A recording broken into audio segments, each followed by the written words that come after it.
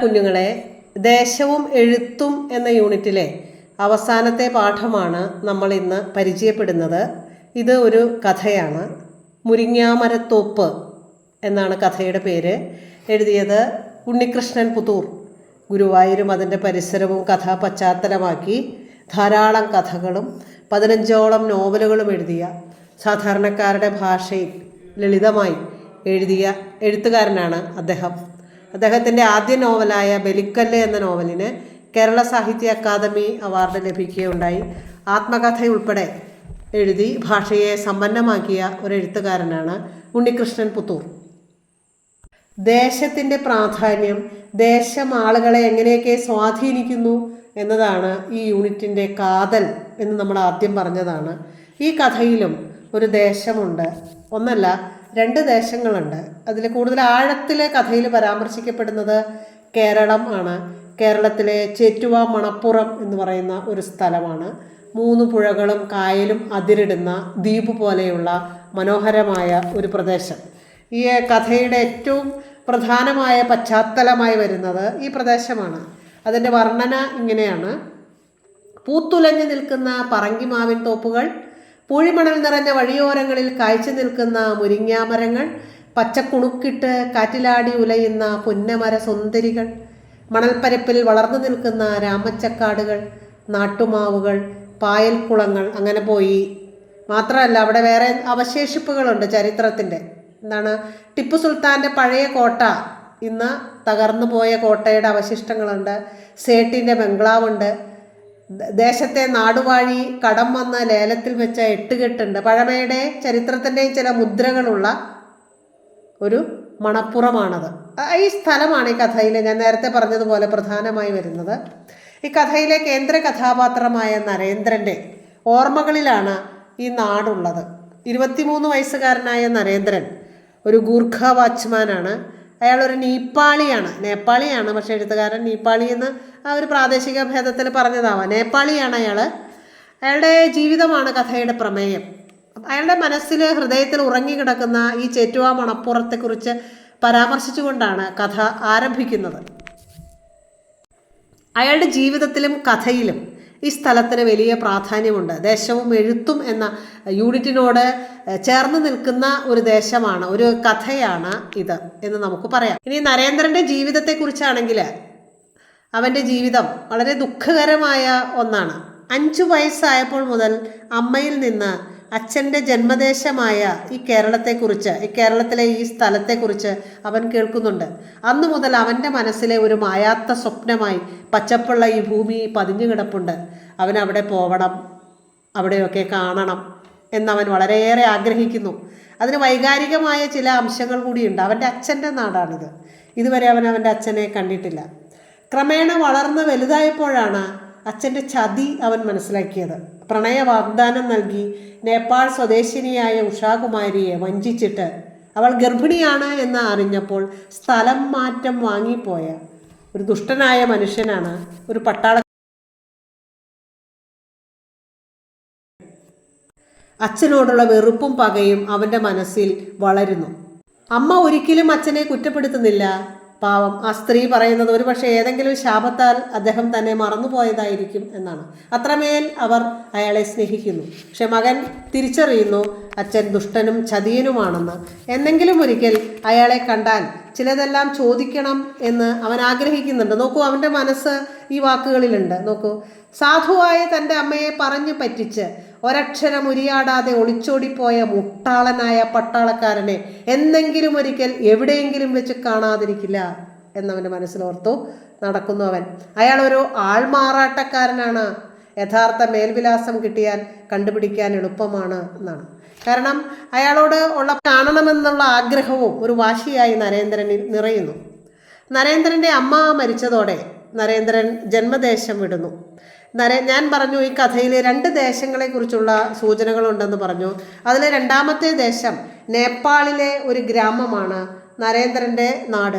ആ സ്ഥലത്തെക്കുറിച്ചുള്ള വർണ്ണന ഇങ്ങനെയാണ്: കടുകിൻ്റെ ചെടിയുടെ മഞ്ഞപ്പൂക്കളും കുടകപ്പാലയുടെ വെളുത്ത പൂങ്കുലകളും മലങ്കാറ്റിന് സുഗന്ധമേകി.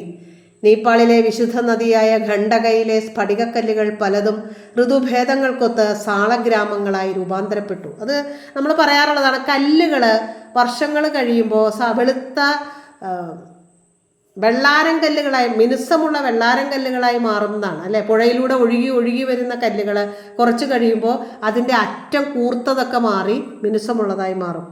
കൃഷ്ണശിലകൾ നദീപ്രവാഹത്തിൽ അലിഞ്ഞ് ധാതുക്കളായി മാറി. കാലം കൊഴിച്ചിട്ട ഇലകൾ മണ്ണിനെ ഉർവരയാക്കി എന്നാണ്. കുറച്ച് വളരെ ആലങ്കാരികമായൊരു പ്രയോഗമാണ് ഇത്. കാലത്തിൻ്റെ മാറ്റത്തെക്കുറിച്ച്, കാലത്തിൻ്റെ ഈ തുടർച്ചയെക്കുറിച്ച്, ഋതുഭേദങ്ങളുടെ വരവിനെ കുറിച്ചുള്ള സൂചനയാണെങ്കിലും നരേന്ദ്രൻ്റെ ജീവിതവുമായി അതിന് ബന്ധമുണ്ട്.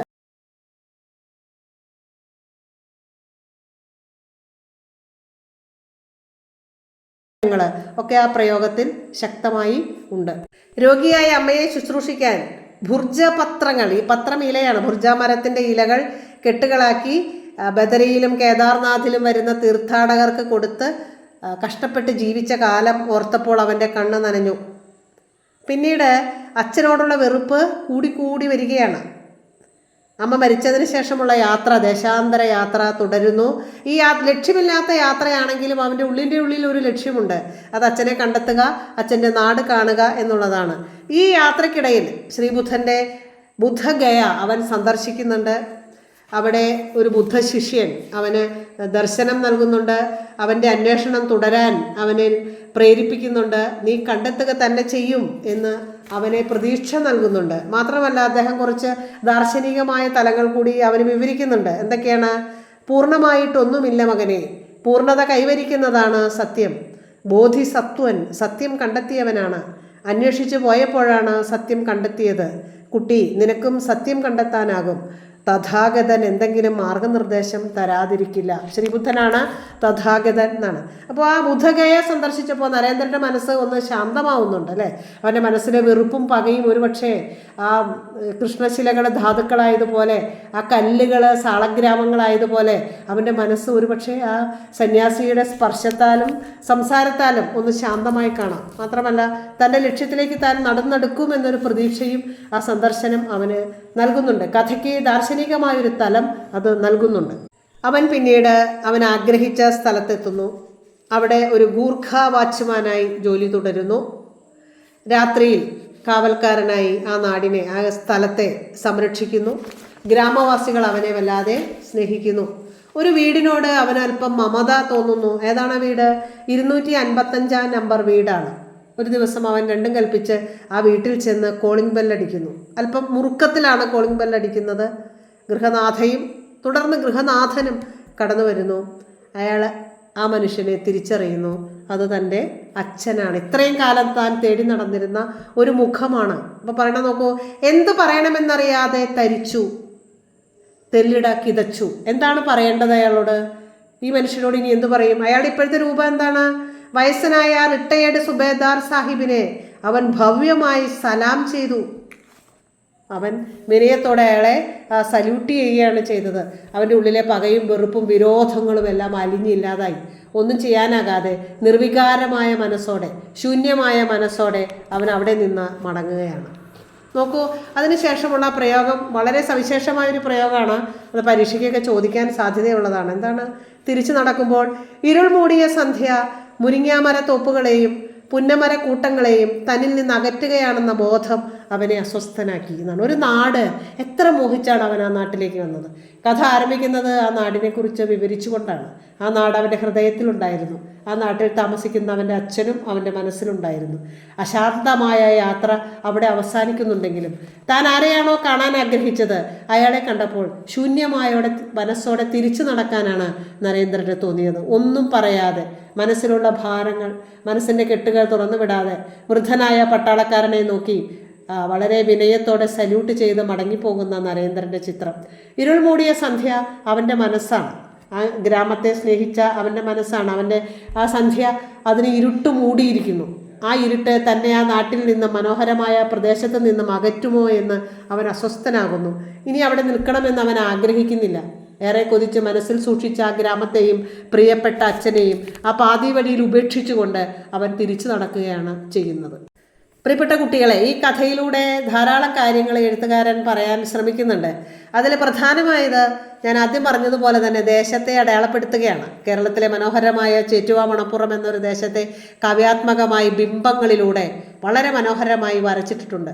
നരേന്ദ്രൻ്റെ മനസ്സിലും വായനക്കാരുടെ ഹൃദയത്തിലും ആ ഗ്രാമം പച്ച പുതച്ച് ഹരിതാഭമായ വീണ് കിടക്കുന്നുണ്ട്. മറ്റൊന്ന് നമ്മൾ കാണുന്നത് നേപ്പാളിലെ ഒരു ഗ്രാമമാണ്. കുറച്ചുകൂടി ദൈവികമായ അല്ലെങ്കിൽ ആത്മീയമായ ഒരു പശ്ചാത്തലത്തിലാണ് അത് അവതരിപ്പിച്ചിരിക്കുന്നത്. എങ്കിൽ പോലും അതും മനോഹരമായൊരു ദൃശ്യമായി കഥയിൽ നിറയുന്നുണ്ട്. മറ്റൊന്ന്, ജീവിതം എന്നത് പലപ്പോഴും നമുക്ക് സമ്മാനിക്കുന്നത് ദുഃഖങ്ങളും ദുരന്തങ്ങളും മാത്രമാണ്. മനുഷ്യരുടെ ഉള്ളിൽ തന്നെയുണ്ട് ചതി, വെറുപ്പ്, പക, പ്രണയം, എല്ലാ വികാരങ്ങളും നമ്മുടെ ഹൃദയത്തിലുണ്ട്. അതാണ് നമ്മളെ നിർണ്ണയിക്കുന്നതും മുന്നോട്ട് നടത്തുന്നതും. കഥ പലപ്പോഴും ജീവിതത്തോട് വളരെയധികം ചേർന്ന് നിൽക്കുന്നു എന്ന് നമ്മൾ പറയാറുണ്ട്. കഥകൾ ചിലപ്പോൾ ജീവിതം തന്നെയാണോ എന്ന് നമ്മൾ സംശയിക്കാറുമുണ്ട്. ഇവിടെ നമ്മൾ കാണുന്നത് മനുഷ്യരുടെ ജീവിതങ്ങളാണ്, അല്ലേ? ഒരു പട്ടാളക്കാരൻ, മലയാളിയായ പട്ടാളക്കാരൻ ഒരു സാധു യുവതിയെ വഞ്ചിച്ച് പ്രലോഭിപ്പിച്ച് അവളെ മോഹിപ്പിച്ച് അവൾക്കൊരു കുഞ്ഞിനെയും കൊടുത്തുകൊണ്ട് അവിടെ നിന്ന് ഓടി രക്ഷപ്പെട്ട നിഷ്ഠൂരനായ ഒരു പട്ടാളക്കാരൻ. അയാൾ ഒരു മലയാളിയാണ് എന്നാണ്. അയാൾ ഈ കഥയിലെ ഒരു കഥാപാത്രമാണ്. മറ്റൊന്ന്, വളരെ ദരിദ്രമായ സാഹചര്യത്തിൽ ജീവിച്ച കവയിത്രിയായ ഉഷാകുമാരി എന്ന നേപ്പാളിലെ ആ സ്ത്രീ തന്നെ ഇത്രയും നിർദ്ദയം ഉപേക്ഷിച്ചിട്ട് പോലും തൻ്റെ കാമുകനെ ഇപ്പോഴും പ്രണയിക്കുകയും അയാൾ തന്നെ മനഃപൂർവ്വം ചതിച്ചതല്ല എന്ന് വിശ്വസിക്കുകയും ചെയ്ത് ജീവിച്ചു പോയ ഒരു പാവസ്ത്രീ ഈ കഥയിലുണ്ട്. അതിനേക്കാളൊക്കെ ഉപരി നമ്മളെ വേട്ടയാടുന്ന ഒരു കഥാപാത്രമാണ് നരേന്ദ്രൻ. 23 വയസ്സുള്ള നരേന്ദ്രൻ, ജീവിതത്തിൽ ഒരു സ്വസ്ഥതയും കിട്ടാതെ ജീവിച്ച ഒരു ചെറുപ്പക്കാരൻ. നരേന്ദ്രൻ്റെ ഓർമ്മകളിലൂടെയും നരേന്ദ്രൻ്റെ വർത്തമാന കാലത്തിലൂടെയുമാണ് കഥ നടക്കുന്നത്. കഥയിലെ നരേറ്റർ നരേന്ദ്രൻ തന്നെയാണ്. ഇടയ്ക്ക് വർത്തമാനകാലത്തിൽ നിന്ന് ആരംഭിക്കുന്ന കഥ ഇടയ്ക്ക് കഴിഞ്ഞ കാലത്തിലേക്ക്, ഭൂതകാലത്തിലേക്ക് ഉളിയിടുകയും വീണ്ടും വർത്തമാനകാലത്തിലേക്ക് തിരിച്ചെത്തുകയും ചെയ്യുന്ന ഒരു ആഖ്യാന രീതിയിലാണ് കഥ അവതരിപ്പിച്ചിരിക്കുന്നത്. നരേന്ദ്രൻ്റെ ജീവിതം ഒരു യാത്രയായിരുന്നു. അയാളുടെ മനസ്സിലെ സ്വപ്നങ്ങളും പ്രതീക്ഷകളും ഉണ്ടായിരുന്നു. അച്ഛൻ്റെ നാട്, അച്ഛൻ, ഈ 2 സ്വപ്നങ്ങളുമാണ് അയാളെ മുന്നോട്ട് നയിച്ചത്. ആദ്യകാലത്ത് അയാൾ അച്ഛനെ സ്നേഹിച്ചിരുന്നെങ്കിലും തിരിച്ചറിവിൻ്റെ പ്രായമായപ്പോൾ അച്ഛൻ എന്നത് ഒരു ശത്രുവാണ്, അല്ലെങ്കിൽ തൻ്റെ ജീവിതത്തിലെ, തൻ്റെയും അമ്മയുടെയും ജീവിതത്തിലെ വില്ലനാണ് എന്ന് അയാൾ തിരിച്ചറിയുകയും അച്ഛനെ നേരിട്ട് കണ്ട് തൻ്റെ മനസ്സിലെ പ്രതിഷേധങ്ങളും തങ്ങളനുഭവിച്ച മാനസിക സംഘർഷങ്ങളും അപമാനവും അറിയിക്കണമെന്ന് ആഗ്രഹിക്കുകയും ചെയ്തുകൊണ്ടാണ് അയാൾ സഞ്ചരിക്കുന്നത്. വാച്ച്മാനായി ജോലി ചെയ്യുമ്പോഴൊക്കെ, പലയിടങ്ങളിൽ ചുറ്റിത്തിരിയുമ്പോഴൊക്കെ പറയുന്നുണ്ട്, ഉത്തരേന്ത്യയിൽ നിന്ന് ദക്ഷിണേന്ത്യയിലേക്കുള്ള അയാളുടെ യാത്രയിലൊക്കെ അയാളുടെ മുന്നിൽ ഒരു കാഴ്ചയുണ്ടായിരുന്നു. പക്ഷേ ബുദ്ധഗയയിലെത്തുമ്പോൾ അയാളുടെ മനസ്സ് ഒന്ന് തണുക്കുന്നുണ്ട്, അയാളുടെ മനസ്സിലെ ഒന്ന് അയവ് വരുന്നുണ്ട്, അയാളുടെ മനസ്സിലെ വികാരങ്ങളൊക്കെ ഒന്ന് ശുദ്ധമാകുന്നുണ്ട്. ആ സന്യാസി അയാളുടെ ഹൃദയത്തെ തണുപ്പിക്കുന്നുണ്ട്.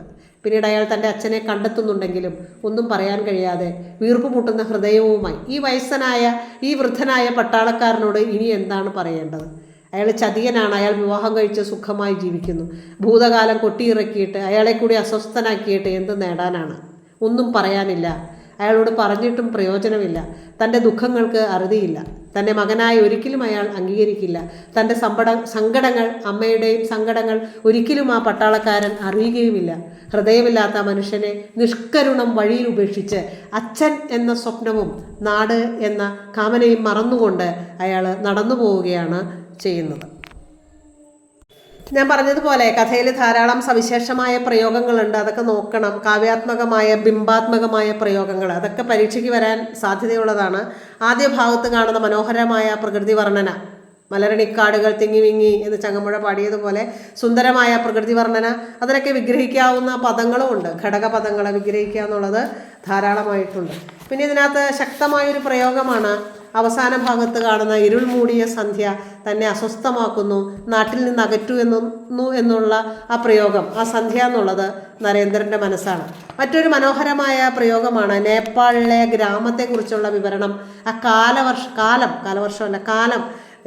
ഋതുക്കളും കാലവും വരുന്ന മാറ്റങ്ങൾ, ഋതുക്കൾ മാറി മാറി വരുമ്പോൾ കാലത്തിനുണ്ടാകുന്ന ഭാവമാറ്റങ്ങൾ, മനുഷ്യരുടെ ജീവിതത്തിൽ സംഭവിക്കുന്ന മാറ്റങ്ങൾ, അതെല്ലാം വളരെ മനോഹരമായി കടുകപ്പ പൂവിൻ്റെ കാര്യമൊക്കെ പറയുന്നതിൻ്റെ കൂട്ടത്തിൽ അവതരിപ്പിച്ചിട്ടുണ്ട്. ചോദ്യോത്തരങ്ങളിലൂടെ ഒന്ന് പോകാം. ചോദ്യോത്തരങ്ങളെല്ലാം തന്നെ ഞാൻ കമൻറ്റ് ബോക്സിൽ ഇടുന്നുണ്ട്. ആവശ്യമുള്ളവർക്ക് അത് എഴുതിയെടുക്കാവുന്നതാണ്. ഒട്ടേറെ സ്ഥലങ്ങളിൽ ജോലി ചെയ്തു, എവിടെയും ഇതുവരെ ഉറച്ചു നിൽക്കാൻ സാധിച്ചിട്ടില്ല. എന്തുകൊണ്ടാണ്? നമുക്കറിയാം, അശാന്തമാണ് നരേന്ദ്രൻ്റെ മനസ്സ്. അവൻ്റെ അച്ഛനെ കാണണം, ആ നാട് കാണണം, തന്നോടും അമ്മയോടും ചതി ചെയ്ത് അച്ഛനോട് ചിലതൊക്കെ ചോദിക്കണം. വൈകാരികമായ ഒരു വേട്ടയാടൽ അനുഭവിക്കുന്നത് കൊണ്ടാണ് ഒരിടത്തും ഉറച്ചു നിൽക്കാൻ അവന് സാധിക്കാതെ പോയത്. അവൻ്റെ മനസ്സ് അശാന്തമായതിനാലാണ്, അന്വേഷണത്താൽ വീർപ്പുമുട്ടിയതിനാലാണ് അവരങ്ങനെ സ്വസ്ഥമായിരിക്കാൻ കഴിയാതെ പോയത്. രണ്ടാമത്തെ ചോദ്യം, അച്ഛൻ്റെ ജന്മദേശത്തെക്കുറിച്ചുള്ള ഓർമ്മകൾ നരേന്ദ്രനിൽ സൃഷ്ടിക്കുന്ന വൈകാരിക അനുഭവങ്ങൾ എന്തെല്ലാം? മറ്റ് സന്ദർഭങ്ങൾ കൂടി വിശകലനം ചെയ്ത് കണ്ടെത്തലുകൾ അവതരിപ്പിക്കുക എന്നാണ്. അച്ഛൻ്റെ ജന്മദേശം നരേന്ദ്രൻ ഒരിക്കലും കണ്ടിട്ടില്ല. അമ്മയുടെ വർണ്ണനകളിൽ നിന്നാണ് ആ നാട് അയാൾ അറിയുന്നത്. ആ നാടിനോട് അയാൾക്ക് താൻ കാണാത്ത മറ്റൊരു സ്ഥലം, പ്രത്യേകിച്ചും തൻ്റെ പ്രിയപ്പെട്ട അച്ഛൻ ജീവിച്ചിരിക്കുന്ന സ്ഥലം, ആ വൈകാരികമായൊരടുപ്പം നരേന്ദ്രൻ ആ നാടിനോടുണ്ട്. കേവലം ഒരു സ്ഥലം അല്ലെങ്കിൽ ഒരു പ്രദേശം എന്നുള്ളതിനേക്കാൾ അപ്പുറം അവൻ്റെ ആത്മാംശത്തിൻ്റെ ഒരു ഭാഗമായ അച്ഛൻ ഉള്ളതുകൊണ്ട് ആ നാടിനോടുള്ള അവൻ്റെ വൈകാരികാനുഭൂതി വളരെ വലുതാണ്. നരേന്ദ്രൻ്റെ പൊള്ളുന്ന മനസ്സിൻ്റെ ഉള്ളറയിൽ തെല്ലുനേരം സാന്ത്വനത്തിൻ്റെ കുളിർക്കാറ്റ് വീശിയോ? ഇരുൾ മൂടിയ സന്ധ്യ മുരിങ്ങാമരത്തോപ്പുകളെയും പുന്നമരക്കൂട്ടങ്ങളെയും തന്നിൽ നിന്ന് അകറ്റുകയാണെന്ന ബോധം അവനെ അസ്വസ്ഥനാക്കി. ഈ വാക്യങ്ങൾ ഞാൻ പറഞ്ഞതാണ്, അതുകൊണ്ട് ഇനി ആവർത്തിക്കുന്നില്ല. പൊള്ളുന്ന മനസ്സിൻ്റെ ഉള്ളറയിൽ സാന്ത്വനം വീശുക എന്ന് പറഞ്ഞാൽ നരേന്ദ്രൻ്റെ മനസ്സ് പൊള്ളുന്ന, ഇത്രയും കാലം അവൻ വേബധുവായി അന്വേഷിച്ചു കൊണ്ടിരുന്ന ഒരു കാര്യത്തിന് ഒരു ശാന്തമായ മറുപടി ആ സന്യാസി നൽകുന്നുണ്ട്. അതവനെ, അവൻ്റെ ഹൃദയത്തെ തണുപ്പിക്കുന്നുണ്ട്. ഇരുൾ മൂടിയ സന്ധ്യ പറഞ്ഞതാണ്. ഇനി നോക്കൂ, ഉറങ്ങുന്നു ഉറക്കം, വർണ്ണിക്കുന്നു വർണ്ണന. എന്താണ് വ്യത്യാസം എന്നാണ്. ഉറങ്ങുന്നു എന്ന് പറയുന്നത് ഒരു ക്രിയയാണ്. ക്രിയ എന്ന് പറഞ്ഞാൽ എന്താ? പ്രവൃത്തി. ആ ക്രിയയിൽ നിന്നുണ്ടാക്കിയ നാമമാണ് ഉറക്കം. നാമം പേര്, സ്ഥലത്തിൻ്റെ ആവാം, എന്തിൻ്റെ ആവാം, അല്ലേ? ഉറങ്ങുന്നു എന്നതൊരു ക്രിയയാണ്. ആ ക്രിയയിൽ നിന്നുണ്ടാക്കിയ നാമമാണ് ഉറക്കം. വർണ്ണിക്കുന്നു എന്നതൊരു ക്രിയയാണ്. ആ ക്രിയയിൽ നിന്നുണ്ടാക്കിയ നാമമാണ് വർണ്ണന. അന്വേഷിക്കുക എന്നുള്ളതൊരു ക്രിയയാണ്. അതിൽ നിന്നുണ്ടാക്കിയ നാമമാണ് അന്വേഷണം. പഠിക്കുക എന്നുള്ളതൊരു ക്രിയയാണ്. അതിൽ നിന്നുള്ള നാമമാണ് പഠനം. തൻ്റെ പിതാവിനെ കണ്ടുമുട്ടിയതിന് ശേഷം നരേന്ദ്രൻ്റെ മനസ്സിലേക്ക് കടന്നു വരുന്ന ചിന്തകൾ എന്തൊക്കെയാവാം? സങ്കല്പിച്ചെഴുതുക, അല്ലേ? പിതാവിനോട് എന്തെല്ലാം കാര്യങ്ങളായിരിക്കും അയാൾക്ക് ചോദിക്കാനുള്ളത്. എത്രയോ വർഷങ്ങളുടെ കണക്ക് തീർക്കാനാണ് അയാൾ വന്നത്. അയാളുടെ അമ്മ അനുഭവിച്ച സങ്കടങ്ങൾ, അവരനുഭവിച്ച അപമാനം, ദാരിദ്ര്യം, പിന്നെ അയാൾ പിതാവ് ചെയ്ത ചതി, ഇതിനൊക്കെ കണക്ക് തീർക്കാനാണ്. അതൊക്കെ ആയിരിക്കാം നരേന്ദ്രൻ ചോദിക്കുക. അതിന് ഉത്തരം ഞാൻ കൊടുത്തിട്ടുണ്ട്. കഥയ്ക്ക് ആസ്വാദനം തയ്യാറാക്കേണ്ടത് ഞാനൊരു വീഡിയോ ചെയ്തിട്ടുണ്ട്. നിങ്ങൾക്ക് സമയം കുറച്ച് നീട്ടമുള്ള ഒരു വീഡിയോ ആണ്. സമയമുണ്ടെങ്കിൽ അത് വായിച്ചാൽ നിങ്ങൾക്ക് പരീക്ഷയ്ക്കൊക്കെ കണ്ടാൽ പരീക്ഷയ്ക്ക് വളരെ ഉപകാരപ്പെടും. ദേശവും എഴുത്തും എന്ന വിഷയത്തിൽ ഉപന്യാസം തയ്യാറാക്കുക എന്നുള്ളതാണ്.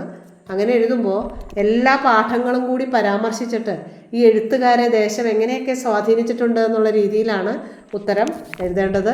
ഒരർത്ഥത്തിൽ അങ്ങനെയുള്ള ഒരു ചോദ്യം 5 മാർക്കിന് വന്നാൽ എഴുതാൻ എളുപ്പമാണെന്ന് തന്നെ പറയേണ്ടി വരും.